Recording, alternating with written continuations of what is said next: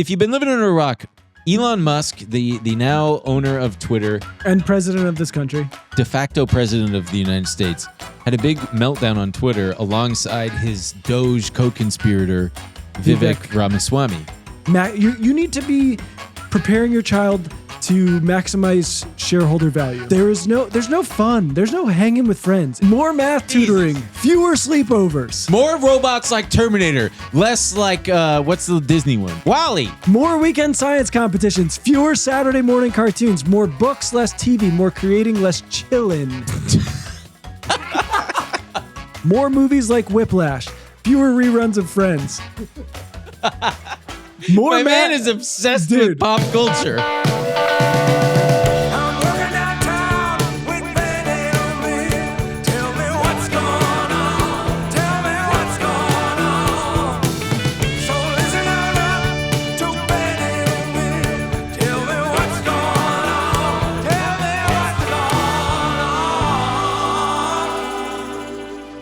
Don't click it. Tabata. Folks, there's a button on the remote for the... See, here's a little BTS. No, don't tell them about Tabata. No, see, that's... the previous studio that we were at didn't like to do any BTS. Big mistake. Why? Because what studio? BTS is fun. Well, this is an episode. It's not BTS. Yeah, but we have a little timer Let's that do you BTS guys... episodes. That's a good idea. You guys can't see it, but there's a little so people clock. can really see how the mustard gets made. This is a house with a clock in its balls. And we got it right there. And you can't see it, but we can. And it's counting up. And there's it's a remote. Is it Japanese or Chinese made, do you think? That looks like the Chinese font. Chinese, yeah. And there's one button that says Tabata on there. T-A-B-A-T-A. Yeah, Tabata. And the other one adjacent to it is clock. It's a really confusing remote. It's one of the most... It's very difficult to run this clock. Let me see the other button. What are the other buttons? You have edit, up, reset, down. Okay. One that just says EMOM. EMOM? EMOM. Clock. Cool. That one, I'm like, that should be on there. Tabata. Yeah, Tabata. PGB. And then a stopwatch looking symbol. It's a real mess. Man. Well, it does work. So. And from the Ben and Emil show to you, we'd like to just say Tabata. Tabata. And we'll be here today. We'll be here Tabata. We'll be here, Imam. And oh boy, folks, let me be the first to say. No, let me be the first to say Happy New Year. Happy New Year. Fuck. Happy New Year to you. Happy New Year to you. Happy New Year to all of you. Happy New Year. I love you. Whoa, boy. So this it's going to be a bad year, isn't it? Oh, I thought you were going to say episode. It's going to be a good episode. We got a great episode. This is going to be... It's going to be a really good season of Ben and Emil, but it's going to be a bad year for a lot of people. For you, the loser consumer generally. People, do we have a loser consumer t-shirt? We have a hat. It's great. We need to turn that into a t-shirt. No, we don't. But folks, this is going to be a classic. My dad over Christmas said... I was in the middle of a sentence, but it's cool. No, go ahead. What'd your dad say over Christmas? Well, I picked him up. Did he say last Christmas I gave you my heart? No, I picked him up from the airport. He had his Ben and Emil show shirt on. He did? And he was telling me and Sarah that he has every piece of merch, but he doesn't feel comfortable wearing the loser consumer hat. And we said, why? So that's the funniest one. And he was like, I don't know. I just don't want to have loser consumer on my thing. Yeah. And we were like, why? It's funny. It's like... Yeah. But... He's too self-conscious. Yeah. That denotes intelligence.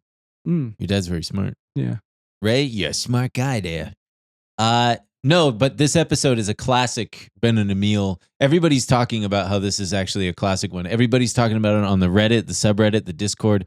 Join those, benandemilshow.com. Honestly, the bonus is going to be even more classic.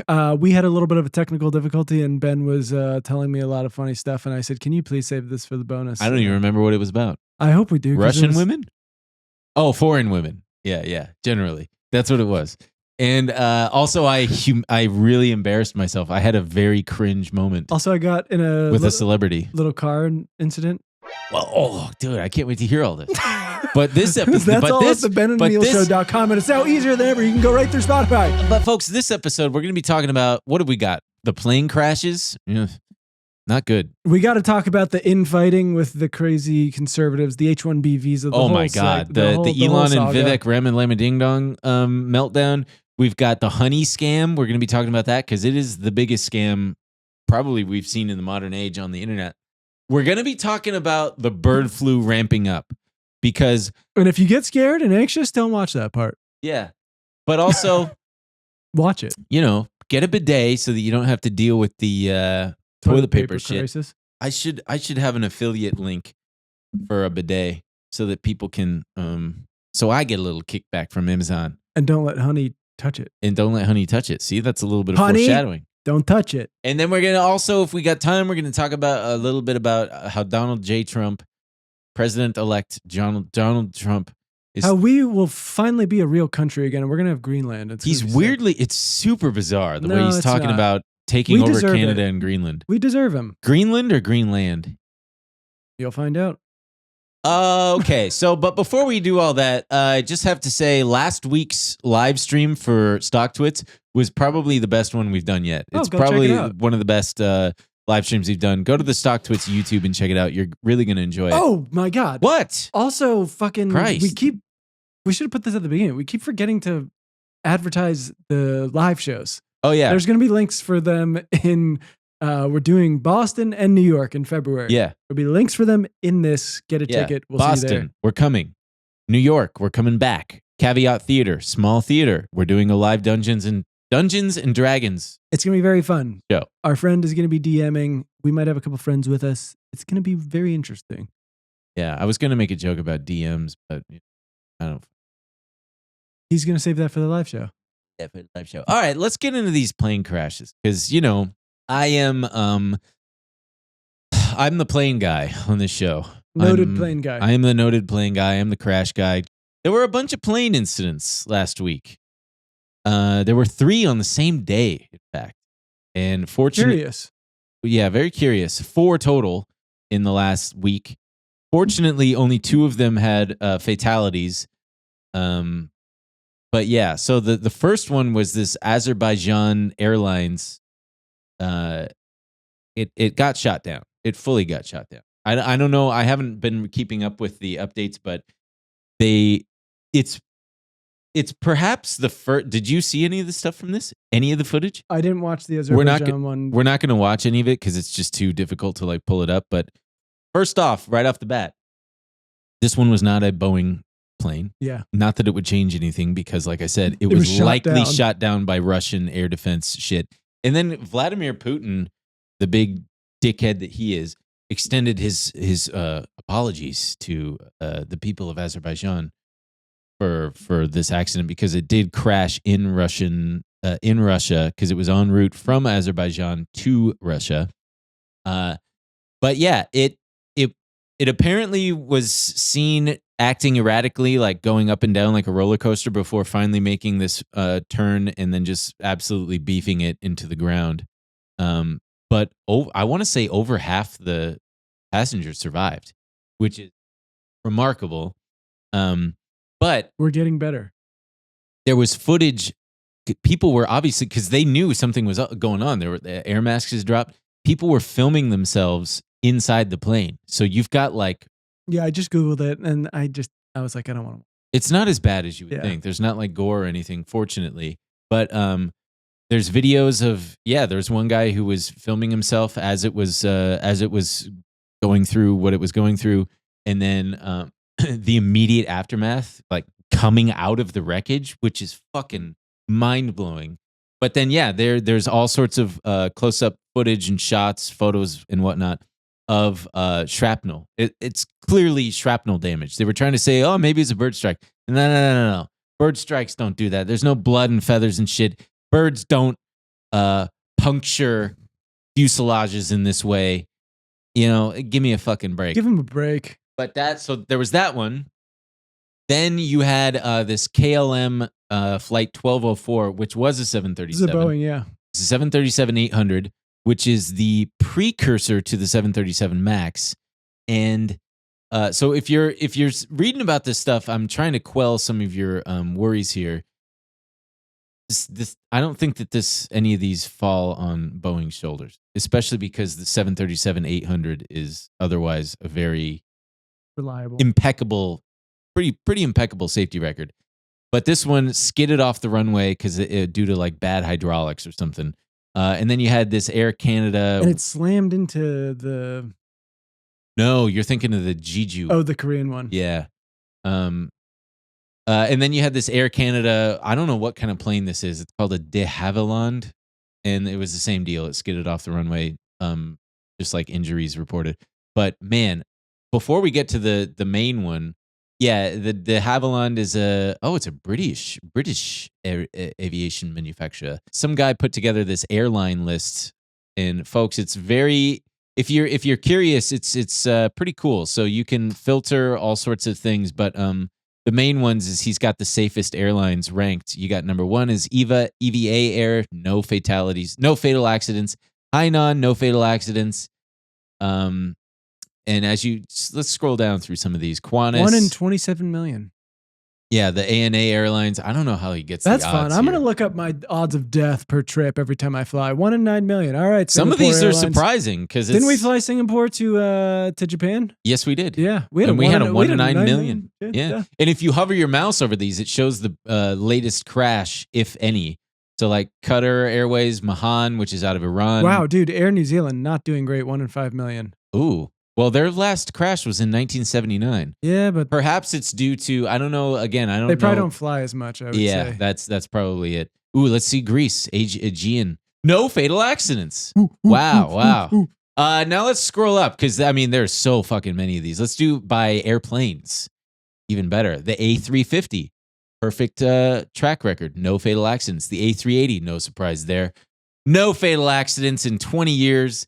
The Chinese one, the new one, the C919, no fatal accidents. The Airbus A319, A320, A321 Neo, no fatal accidents. All right, we're getting to some Boeing. The A340, you know what I recently learned about this airplane? What did you recently learn about the A340? They underpowered this plane. Why would they do that? I don't know, but if you ever get to see one in person, watch it take off because it's the only 4-engine passenger jet that is not a double-decker.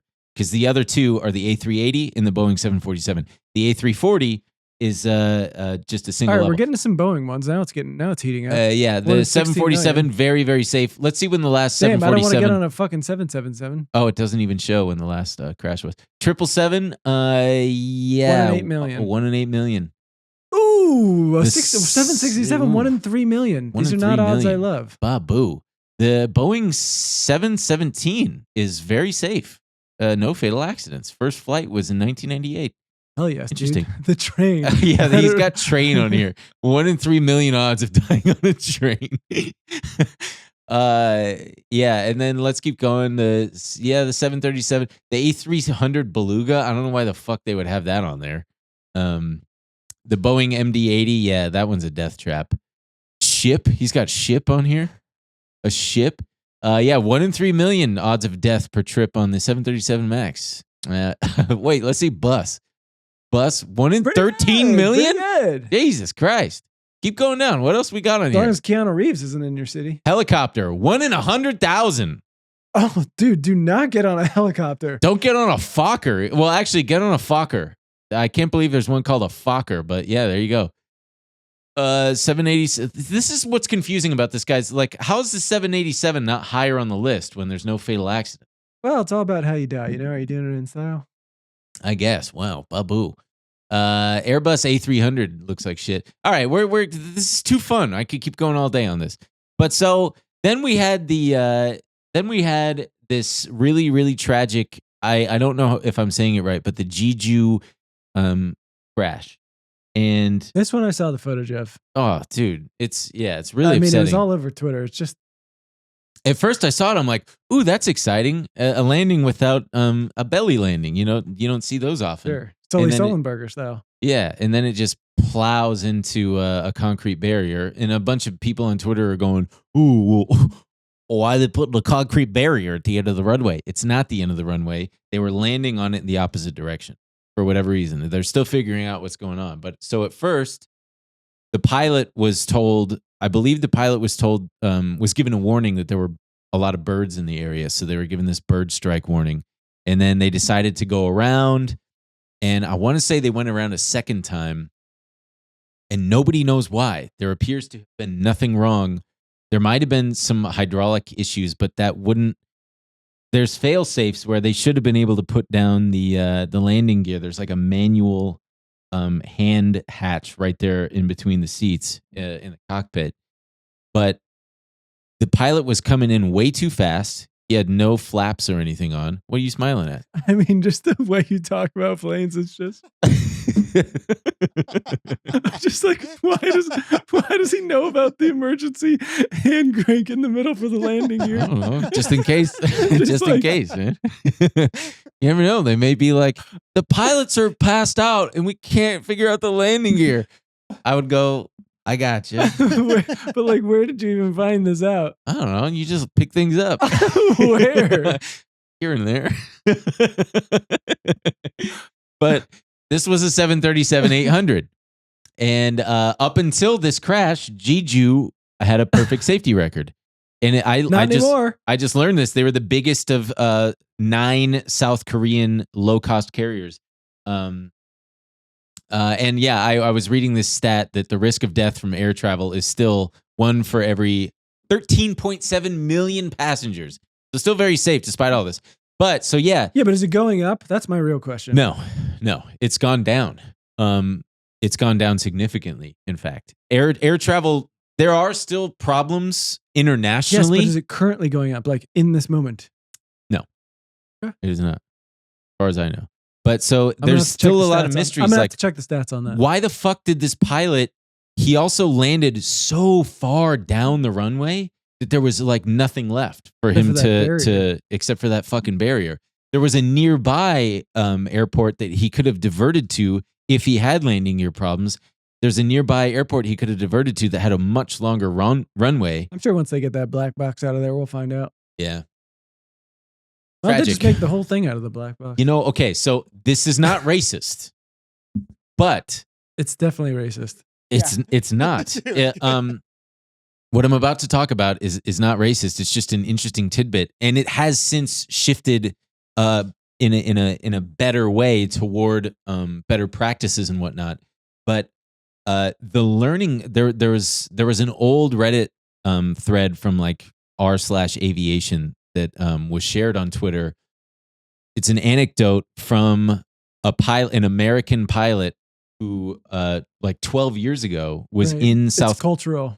Welcome to the show, everybody. Vivek Ramaswamy. No, you don't even know what I'm about to say. This guy was sharing anecdotes about training pilots in, I believe it was South Korea. He was hired by, I forgot which airline, hired by this airline to train South Korean pilots.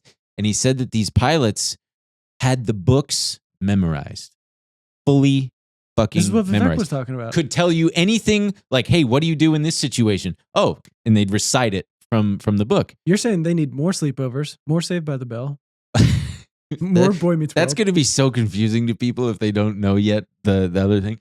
But so, this guy listen up, Butso. This guy was, hey, listen up, Butso. I need you to not. This guy was saying, hey, Butsos, it's good that you've got the entire book memorized, but it doesn't help in practical. He was Robin Williams talking to Matt Damon in Good Will Hunting. He said, "You've read all these books, but you've never been out in the world. You've never loved a woman. You've never." Yes. And that's what I'm telling you, South Korean boys. Yes. You need to get out there and experience life. Not only that, but when he would write up some of these pilots who were learning, the airline would then write him up and be like, "Oh, this guy's difficult. He's not like working with us here. He's not going along to get along." He was he basically the standards that the FAA has globally are the highest, most stringent standards. And I'm not saying that in any kind of air of superiority way. It's just a fact that that's there is no internationally cohesive set of rules and regulations that everybody follows. You're saying these Koreans need to be a little bit more American. It actually changed because it was known. It was a well-known fact that the regulations there were different, and so the rest of the international flying community basically cracked down and said, "Hey, you guys are experiencing way too many accidents. way too many pilots failing to meet up to be up to snuff on these standards. Get your act together, or you're going to be like kind of cast aside, and you're not going to be able to enjoy the fruits of the economic whatever of having more international flights. They got their act together. Jeju was a very successful, safe airline. The pilot was very good, had a great track record. So it's a big mystery, but it's very interesting stuff.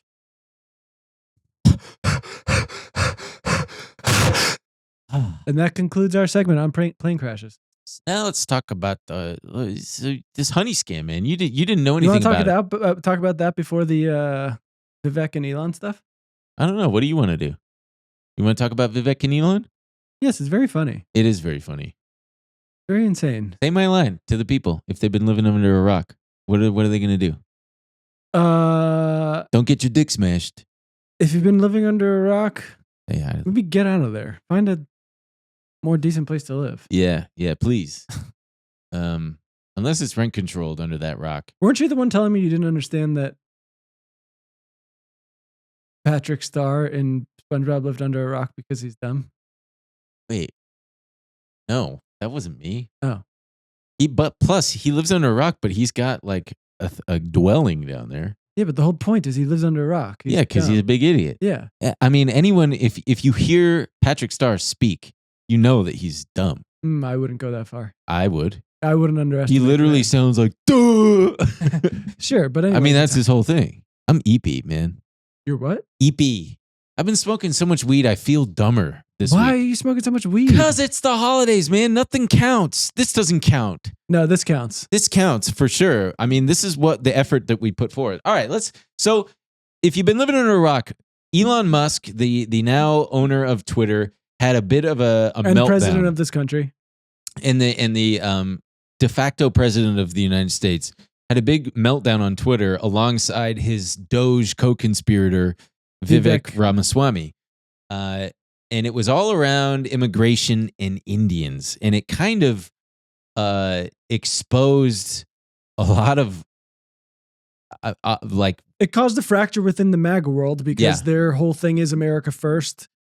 Trump kind of captured that energy. Mm-hmm. And so they're very confused watching their boy talk about how important Indians and the H-1B visa program are to tech. And they don't understand why they're not filling those jobs with white Americans or just Americans. Americans, but probably the underlying implication is white Americans. Yeah. I mean, seeing some of the backlash, it's like, oh, you guys hate Indians. Like they fucking, dude, mask off, full on, super offensive. Like, whoa, have you seen some of the? Yeah, I think that's been my experience. Like since Elon took over, I'm sure it was always there. I think that the moderation team, which he did away with, largely was keeping a lot of that from our timelines, and it is surprising to see. You're like, holy shit! He's like, whoa, just you're out and out saying it. But it started with Trump naming this Indian-born venture capitalist guy. His name is Sriram Krishnan as an advisor on AI policy. And then living ghoul Laura Loomer. And if you don't know who she is, she's some absolutely hideous inside and out MAGA, just trying to cling on to. I love that you say MAGA. What is it again? It's MAGA. MAGA. Laura Loomer, I don't even want to look at her. It gives me nightmares, man. She looks like a caricature. Think of a racist caricature of a Jew. That's what she looks like. I said it. It's okay. I said it. But so she, in response to Trump appointing this guy, she starts spouting off about it not being MAGA. This is not what MAGA Fucking is about. Goddamn, dude. This is not MAGA. And then she says the United States was built by white Europeans, not fucking dirty Indians. I've actually got news for you, Laura. It really wasn't. No, it wasn't. It wasn't. They might have been the ones blowing the whistle. And you might want to dust off a history book. Yeah. And so that was Sunday last week. And then on Wednesday, Elon Musk tweets that there aren't enough, quote, super talented, super motivated Americans. Like there's not enough of these super talented, super motivated engineers. And he likened it to a sports team. He's like, we need the best players to have the winningest team. And then Loomer accused Elon Musk directly of buying influence. Just immediately like shut him down. Was like, whatever, bitch. You're a billionaire who bought his way into. You're not original MAGA. You're just you bought your way in with your $250 million. And then Elon, pretty much immediately, everybody who was coming after him, I believe there was a Spaces that he hosted, which is like the live streaming stuff. He like took away the check marks, the blue check marks, and started deplatforming people, which is like so anti-free speech. I mean, what it was never about that, of course. And then Vivek Ramaswamy chimes in, and we got to read his. This thing. is it's important. Like we have to read this whole thing. So read it. It's all about this culture thing. That was the thing I was alluding to. It's going to drive you nuts. The reason top tech companies often hire foreign-born and first-generation engineers over Native Americans isn't because of an innate American IQ deficit, in parentheses, a lazy and wrong explanation. A key part of it comes down to the C word, culture. Tough questions demand tough answers, and if we're truly serious about fixing the problem, we have to confront the truth. Which is what, Vivek? Also, very important to note, while Elon was having his meltdown, and Elon was talking about how there's this clear efficiency gap and education gap and whatever, someone said, well, then why don't you build us schools or whatever? And he was like, if you need schools, you're already fucked or whatever. Yeah, that's like, dude, what is your like? And you're gutting the Department of Education. I don't understand what you fucking. Okay. Yeah. So he keeps going. Our American culture has venerated venerated mediocrity over excellence for way too long, at least since the 90s and likely longer. That doesn't start in college. It starts young. A culture that celebrates the prom queen over the math Olympiad champ or the jock over the valedictorian will not produce the best engineers. A culture that venerates Corey from Boy Meets World, who was he ever like, seems like a normal, nice kid. Yeah, he was like the normal guy. Yeah, or Zach and Slater over Screech in Saved by the Bell. Someone did note on Twitter that Zach got like a 1550 on his SATs or something. Or Stefan over Steve Urkel in Family Matters will not produce the best engineers. Fact, I know multiple sets of immigrant parents in the 90s who actively limited how much their kids could watch those TV shows precisely because they promoted mediocrity, and their kids went on to become wildly successful STEM graduates. More movies like Whiplash, fewer reruns of Friends. My man is obsessed with pop culture. More math tutoring, fewer sleepovers. More robots like Terminator, less like, what's the Disney one? WALL-E. More weekend science competitions, fewer Saturday morning cartoons, more books, less TV, more creating, less chillin'. More extracurriculars, less hanging out at the mall. Yeah. Most normal American parents look skeptically at those kinds of parents. More normal American kids view those kinds of kids with scorn. If you grew up aspiring to normalcy, normalcy is what you will achieve. Now, close your eyes and visualize which families you knew in the 90s, or even now, who raised their kids according to one model versus the other. Be brutally honest. Normalcy doesn't cut it in a hyper-competitive global market for technical talent. And if we pretend like it does, we'll have our asses handed to us by China. This can be our Sputnik moment. We've awakened from slumber before, and we can do it again. Trump's election hopefully marks the beginning of a new golden era in America, but only if our culture fully wakes up. A culture that once again prioritizes achievement over normalcy, excellence over mediocrity, nerdiness over conformity, hard work over laziness. That's the work we have cut out for us, rather than wallowing in victimhood and just wishing or legislating alternative hiring practices into existence. I'm confident we can do it. Clearly, this guy has never seen Revenge of the Nerds, where the nerds are in charge and the nerds rule the school and show that the jocks are actually big losers. And the nerds win in the end. They get the women. They get the girls. Yeah, I also don't... Yeah, there's so much in here. The Social Network? The culture shit is very weird, where it's like, I don't know if that is our dominant culture, especially now, like maybe in the 90s, but I don't think our dominant culture is like, jocks rule, fucking nerds will kill them.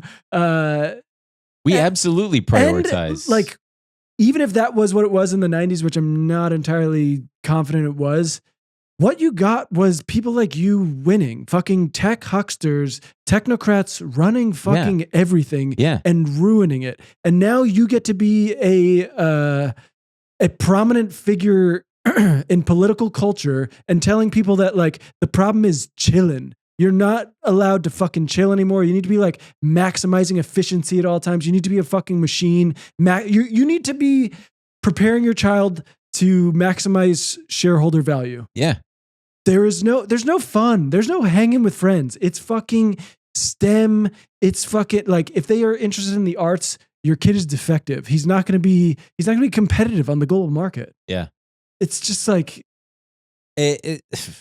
I mean, so real fast, just to sum it up, you had Elon Musk, you had the pushback for Donald Trump appointing this foreign-born, Indian-born guy. You had a bunch of MAGA idiots getting upset about it, and then you had Elon and Vivek defending. So the whole thing started shifting around H-1B visas because what is an H-1B visa? It's like an emergency visa. Yeah. You have to have a specialty knowledge to be brought in. It's supposed to have a cap at I'm blank if it's either 65 or 85,000, but they have all these exemptions, so it's really closer to like 300,000 or 400,000. And they're saying it's because we need to bring in more talent that can handle these tasks and stuff like that. And we don't have enough talent in America. So you have to let us or we're going to suffer on the global stage. Hence why you tend to get people from places like India or China. The truth is, it's just an exploitive practice that allows them to bring in cheap labor. Because people from MAGA were scouring job openings and a lot of them were entry level things for H-1B visas. It's been an open secret forever. Sure. And it is not a race thing. Like, I fully believe people should be able to come to the country. I don't think they should be here to, be pitted against American workers and honestly treated horribly. Someone from Google, a bunch of people have been posting when they were at companies that they would see the salaries that H-1B employees were making, and it was obviously way less than like the lowest paid American employee. You're at the whim of your employer because they're sponsoring you. If you fuck up or don't comply, you can get fired, meaning you're deported. It's just a way to. So in other words, it's things that. So Elon and Vivek were going, you don't understand. There's a talent. It's not that corporations prefer this stuff over Americans. It's that you Americans are too stupid and lazy and entitled because of a lack of education. So we job creators have to go hire these this cheaper immigrant H-1B visa labor. And then people were going, well, yeah, why not help educate the American populace then? And they were going, no, you're too stupid for that. You're too stupid. You guys are just too stupid. And if you do try to get an education, sorry, you went to a woke factory and got programmed by the woke machine. Yeah, it was. It's like you can't fucking win. It was fascinating to watch unfold because they're just getting fucking attacked left and right. It was because it's a very. They kind of are like giving away the game a little bit. When big time. Trump captured the sentiment with because for so long the prevailing Republican message was not very appealing, right? If you're unsuccessful or poor or struggling or whatever, because you're not working hard enough, right? Why don't you just pull yourself up by your bootstraps, you fucking lazy piece of shit? And obviously everyone was like, get off welfare. Yeah, fuck you. But Trump was able to drum up a different message of like, it's not your fault. It's actually immigrants. Yeah, come in taking your job. And globalists and, all these other things. And then very quickly, Vivek and Elon are like, actually, it is your fault. And you're stupid. And I can't hire you because of that. Yeah. But the truth is, it's not your fault. They just want cheap fucking labor. Yeah. And they want to be able to control them. They don't want a labor force that can unionize. They don't want any of these things. Well said, my man. That's just... It's just funny because at the same time, they're railing against the American culture and education system for falling short of international standards where international students and engineers and whatnot who are a product of their superior system are superior. And it's like, okay, then fucking how about instead of dismantling the Department of Education that you guys were absolutely just so open and braggadocious about, how about reforming that and putting an emphasis on these STEM subjects? Because we do need to be more competitive. We do suck. It's an alarming amount of students these days who are functionally illiterate, suck at math, don't want to get into any of these states that are like, well, we're fighting to save education, and by that we mean we want to make sure it's mandatory to teach the 10 Commandments. Cool. That's what we need. I have had it. And these guys, these fucking. It's funny because because then Elon and them, they had to not backtrack, but clarify. Like, look, Elon does not backtrack, though. He kind of did. He's like, look, all I'm saying is we should allow the top talent to come here and exploit them. But we want the best players on our team and pay them significantly less than we would have to pay, and make sure they work on holidays and don't get 80 hours a off week. And because their culture emphasizes that. Yeah, because their culture wants to fucking bust hump to get here. It's not only that, though. It's also coercive. They have to play ball a little bit. Yeah. Like there is there's an element of like, I don't want to get deported. I don't want to get sent out. Yeah. And I remember, dude, these same people are also saying, oh, college is a fucking scam and a waste of time. We need more people going into trades. And it's now obvious that they're trying to shift the culture and the popular kind of conscience away from that so that they can, but we need all these fucking engineers, man. So let's get them let's juice those margins. God bless America. God bless it. It has been fun to watch them. Yeah, eat each other. Yeah, that's your meritocracy at work, bitch. You want to compete with the guy from India? Have at it. But I don't know if you mentioned this, but Trump did come out and say he backs Elon. Yeah. So it is and at this point, they got their votes. What does it fucking matter? Yeah. They're at this point, 3 weeks away from being inaugurated and getting to work on all this. But meanwhile, holy shit, when I say, I'm an internet user. I'm out there. I'm in the trenches. It's pretty racist stuff out there on a daily basis. Don't get me wrong.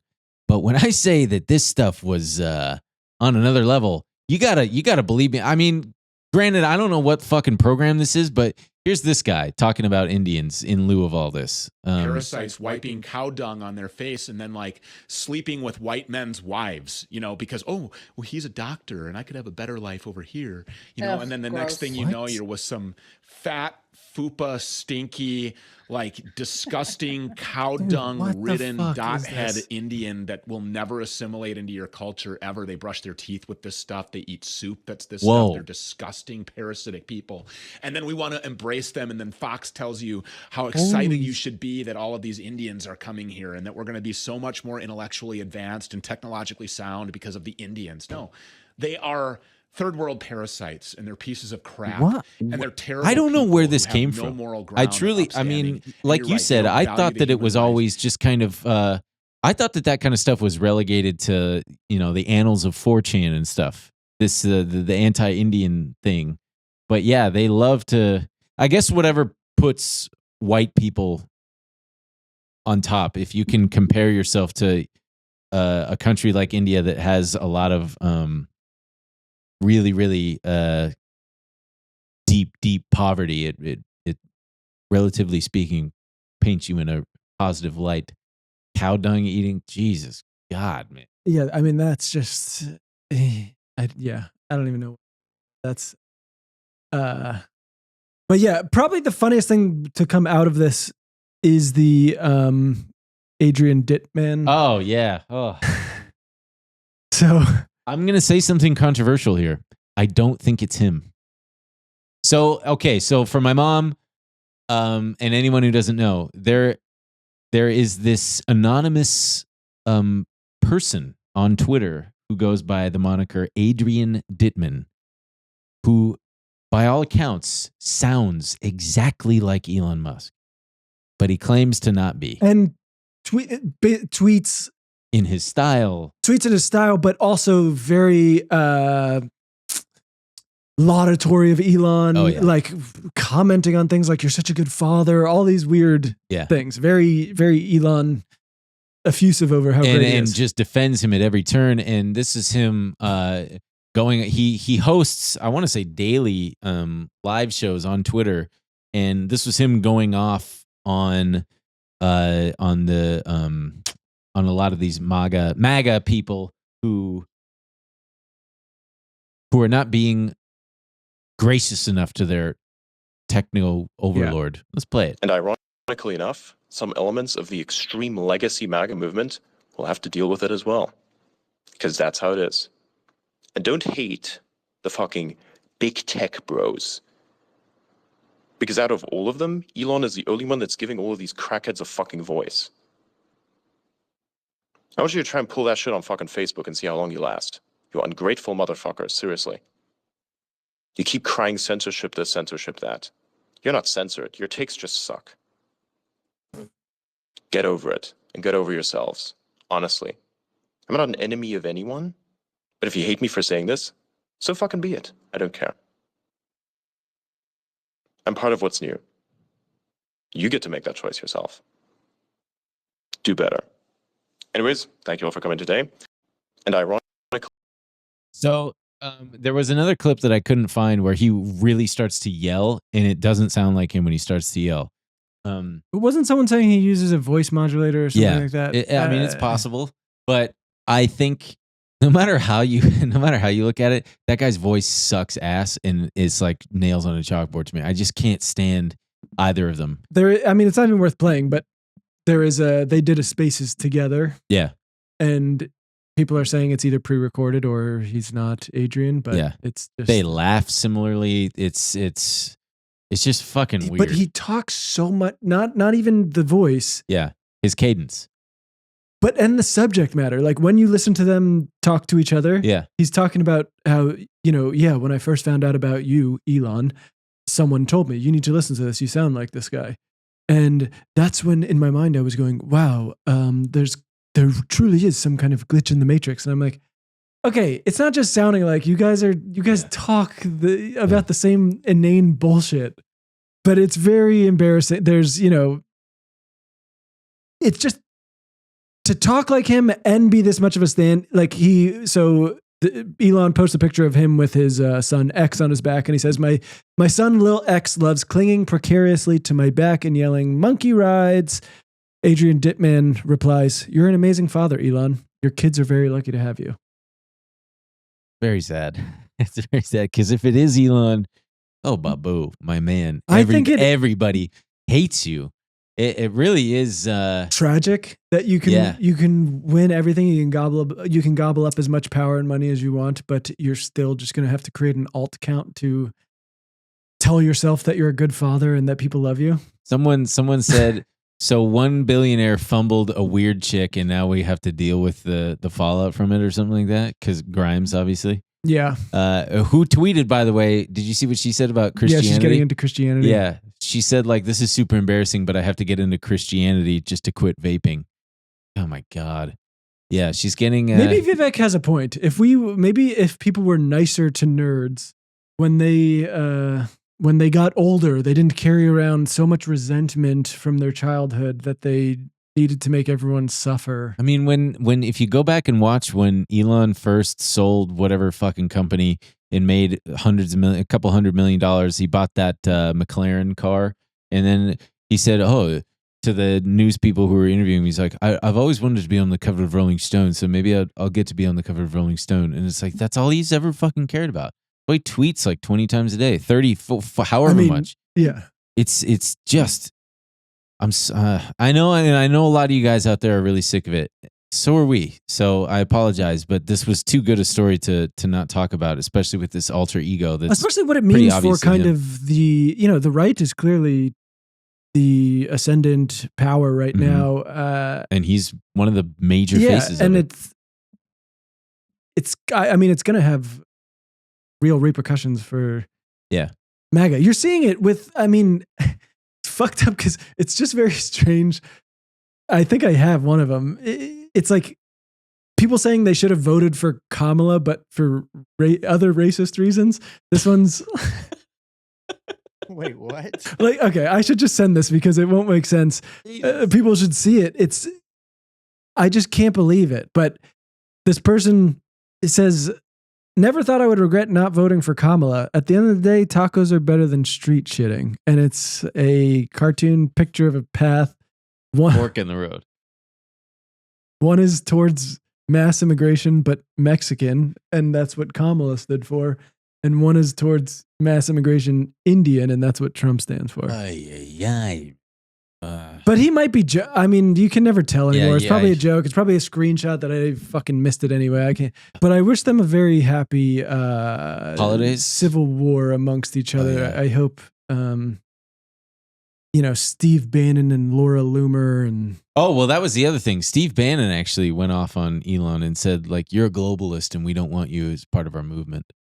Did you see that? Pretty great. He fully goes off on him. You're not even. We don't need to watch it. I put it in there, but yeah, he said you're not even an American. All you are is a globalist. And he's just Everybody's got their issues with Elon because he fucking sucks.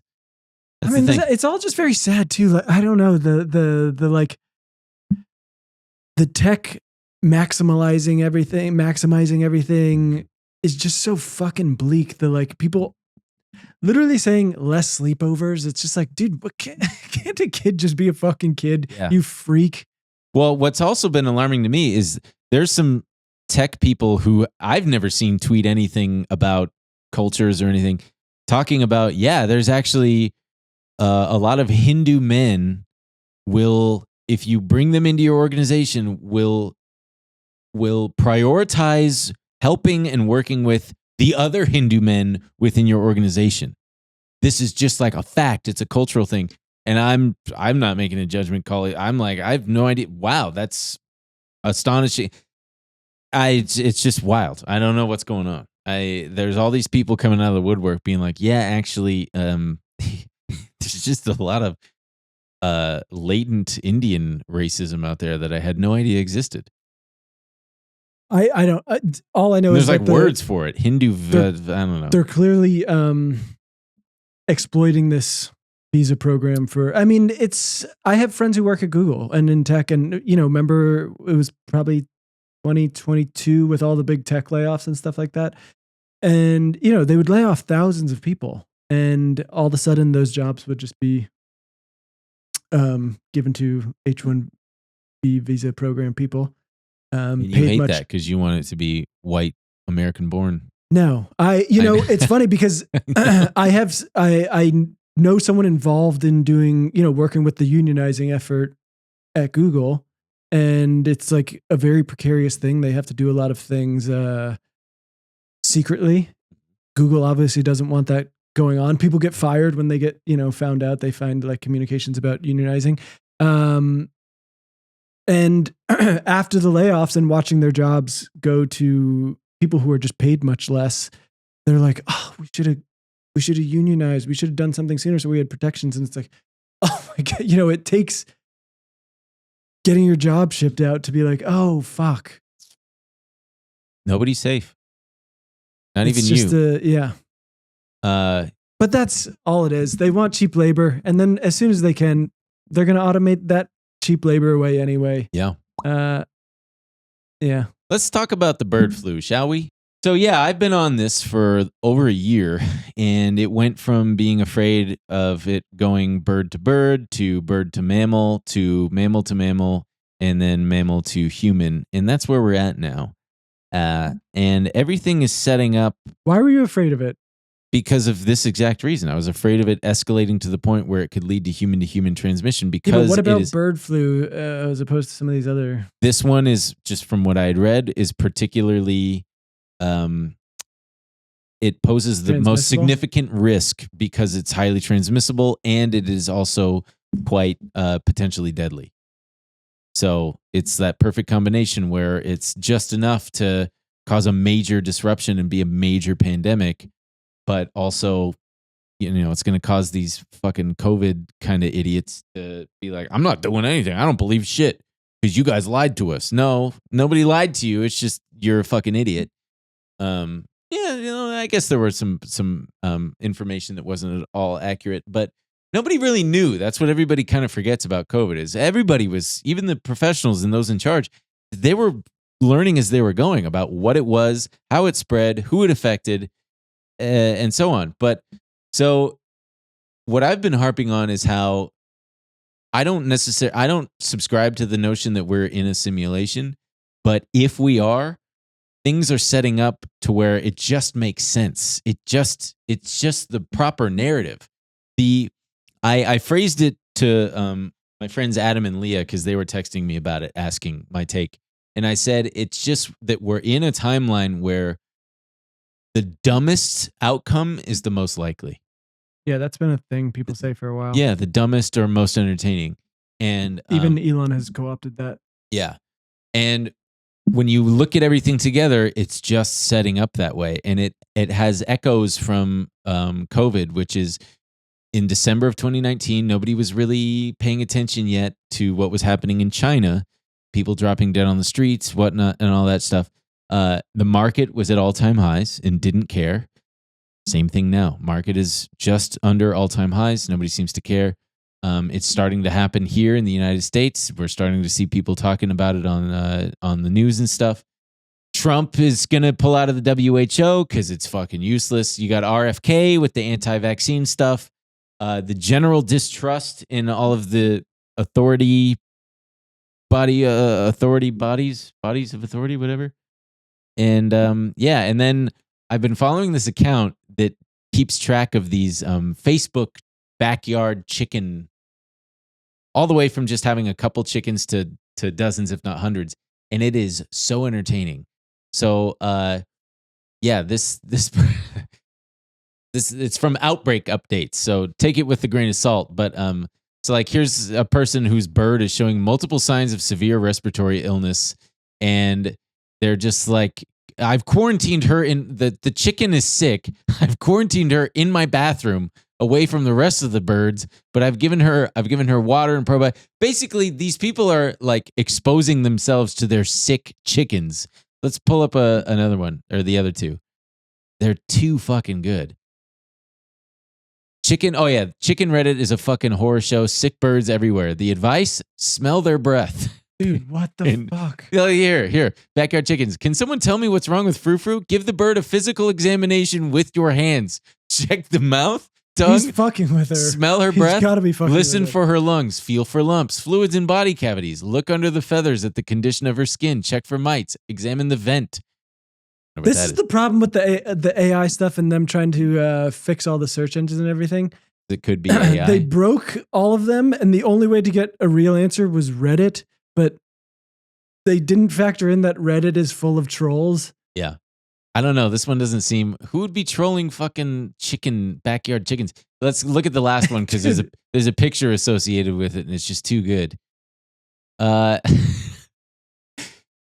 extremely worried chicken, as my son called it, mom here. I have three-week-old babies. One of them today has been very lethargic and snuggly, and weird noises like crackling/creaking have been coming from its abdomen. I hatched these beautiful babies myself, and we are all very bonded, to say the least. And it's a photo of her with the baby bird nestled right up against her fucking cheek. And yeah, so I don't know what's going on, man, but just stay vigilant out there, folks. Ben, do you think that's poop on her shirt? Yeah, that looks like poop. That little bit of white, it looks like poop. We're so fucked. Yeah. I mean, it doesn't seem like the cases are exploding or anything. That's how it was with COVID. It went from, we've got the first case in the United States, and the market kept going to all-time highs. And I was like, what the fuck? We've got it here now. And then it went from 1 to like 6 to like a dozen. And then before you know it, it was... No, Tom Hanks got it. And then Tom Hanks got it. As soon as Tom Hanks got it, everyone said, wow, America's sweetheart. If it can happen to him, it can happen. It's just like when, what's his name, got AIDS. Magic Johnson. Tom Hanks. Magic and Forrest Johnson. Gump. Should we talk? Let's talk about honey. I mean, it just sucks that this antisocial behavior is what they want to promote. It's just so fucking, there's already like a loneliness crisis because everyone And that's a product of their worldview, right? Which is that nothing else matters except for being highly competitive. Don't get me wrong. I agree that America has to be competitive on the world scale, but Jesus God, man, we already won. America's number one. We fucking have so much money and resources and wealth and power and influence and everything. Can't we have a fucking 3-day weekend? It just also seems ridiculous when you can't talk about that and then also say we want to shut down the Department of Education. We don't want to invest in those things. If you were talking about that, like, hey, we want our kids to be the smartest in the world. Yeah. We want our people to be the healthiest, whatever. Great. But that's just not the fucking case. All they fucking care about is cheap labor. That's right. It. Yeah. And I mean, do they not want any like art in the world? No, that's for losers and it's gay. What are you looking at me? I'm just, it's just like I think it's like a bleak outlook. They, you know, and these are the people who are in charge of everything. I mean, it's just fucking grim. I think either that or they're scammers, like the good folks at Honey. Nice. Which was acquired by PayPal for $4 billion. And so Honey, you're probably familiar with it. It's the TMG did ads for him. Okay, drag. But I'm not dragging. That's the thing here. No, I know. All of the influencers who did this, I do not blame them at all because they were victims in this too. Had they come across our desk, I had no idea. We would have done ads for him. Yeah, I remember when it first came out, I was like, okay, that seems like a good idea for a plugin. Yeah. You add it to your Chrome and it, they say, you know, we searched the internet for you. You want to buy something? Run it through Honey. We'll see if there's any coupons. We'll get you, you know, maybe we'll get you 50% off that thing you were going to pay full price for. That's exactly what they purported to do. And we offer you a guarantee, you know, we're getting you the cheapest prices. And in many ways, sometimes they did do that. Sometimes they did work as they should have.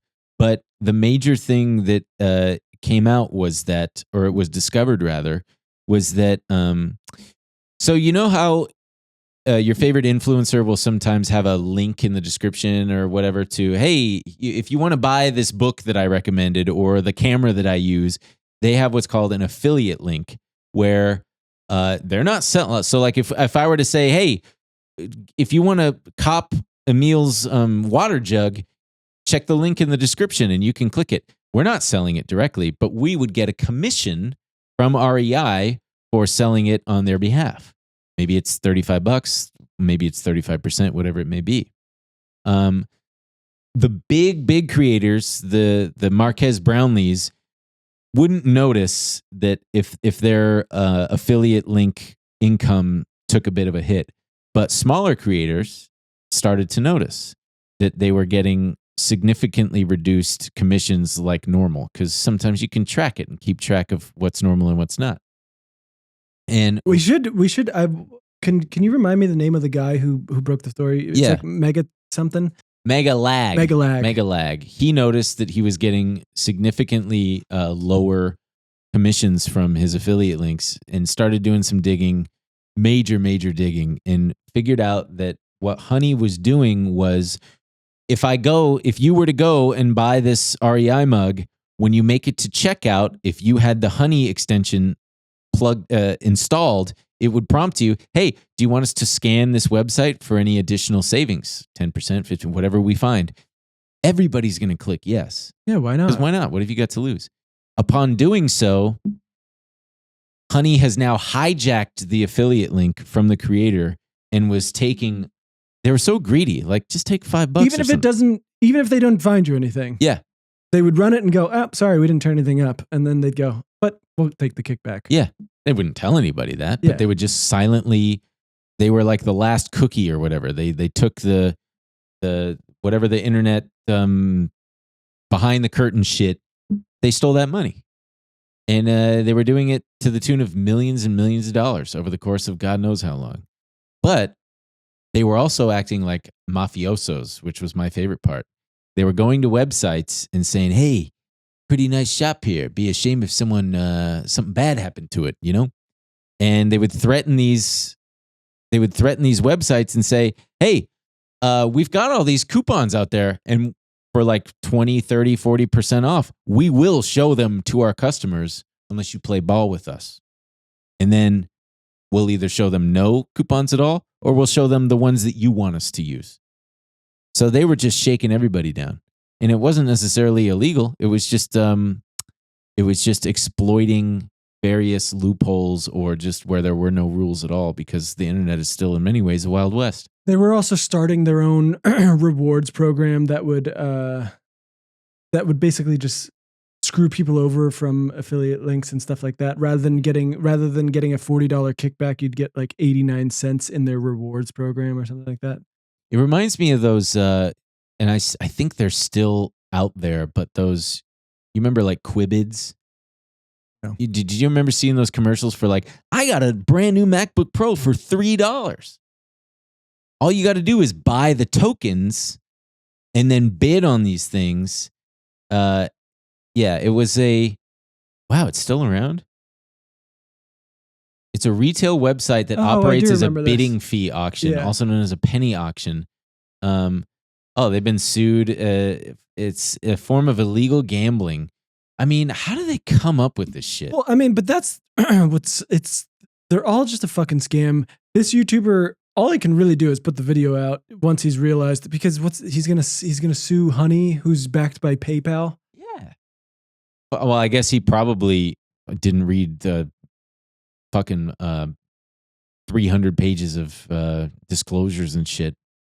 I'm sure maybe it said in there that that's what we do. What we do is fuck you over. Yeah, what we're gonna do is fuck you over. But not only that, they were actively just screwing consumers over. They stopped actually finding you the best deal. Oh, sure. It was just they would either say nothing turned up, or they would find you a deal that if you went and searched on your own, you would find a better coupon. So the whole thing was just, everybody was on it too. Mr. Beef, he was one of their biggest guys. I mean, it seems like a no-brainer. You're like, totally. Why wouldn't I? And they would say that too. It's literally free money. Yeah, I know. There's the ads of Mr. Beast being like, Honey literally puts money in your pocket. No, it doesn't. That's not how literally works, Mr. Beef. Yeah. Christ. Yeah. I caught up on Mr. Beef games. Yeah. Yeah, me too. That third episode was brutal. We'll talk about it. The boner episode. What? You keep giving me this look. Are you okay? I was going to talk. I was holding myself back from talking about beef games. Beef games. I will say though, for the non-bonus, it's exactly what I hate about everything. No, like every time I talk about game shows, I'm like, I can't stand watching some guy be like, I need this fucking money. So it's literally 1,000 people. Mm-hmm. And you get to just watch them fucking cry because, and that's not even the ones who. Yeah, that's not even including the ones who didn't make the initial cut to be part of the 1,000. Yeah, we'll talk about it. Yeah, but okay, real fast, we'll wrap it up with. For some reason, Trump's now just openly talking about annexing Canada and Greenland. Not for some reason. It's sick. They should give it to us. We want that. So he let's just read his thing from Christmas. He said, "Merry Christmas to all, including to the wonderful soldiers of China who are lovingly but illegally operating the Panama Canal, where we lost 38,000 people in its building 110 years ago, always making certain that the United States puts in billions of dollars in repair money, but will have absolutely nothing to say about anything." Also, in quotes, it's just that's the third thing is we're gonna like forcefully take back the Panama Canal.